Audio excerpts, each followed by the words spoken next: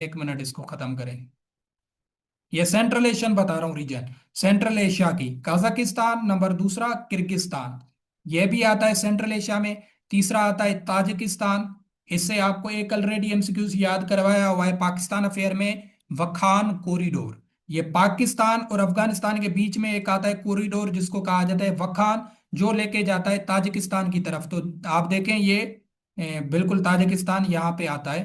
पाकिस्तान की बाउंड्री थोड़ी लगती नहीं है, हमारा बॉर्डर नहीं है ताजिकिस्तान के साथ, क्योंकि हम आते हैं अफगानिस्तान केपीके वाला साइड हमारा है ना। तो वहां पे एक बॉर्डर लगता है वखान कॉरिडोर, जो कहा जाता है कि पाकिस्तान को सेपरेट करता है इसके साथ, ताजिकिस्तान के साथ या सेंट्रल एशियन कंट्रीज के साथ। ठीक है, तो ये क्लियर करना है।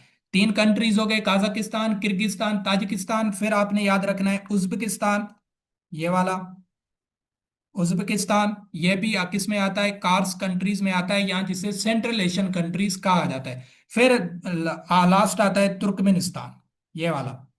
ठीक है, तो ये पांच कंट्रीज क्या है, ये पांच कंट्रीज हैं सेंट्रल एशियन रिपब्लिक्स इनको कहा जाता है, या कार्स शॉर्ट फॉर्म में कहा जाता है।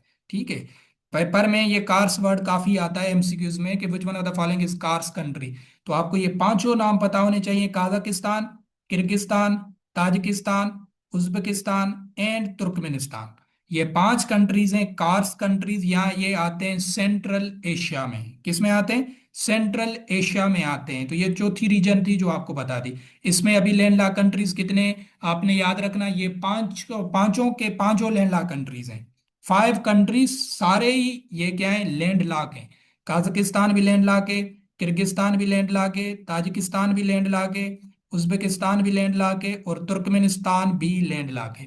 ये पांच कंट्रीज लैंडलॉक कंट्रीज हैं ओवरऑल। ठीक हो गया, तो ये आपने याद रखना है। ये क्या थी, सेंट्रल एशियन रिपब्लिक्स इनको कहा जाता है।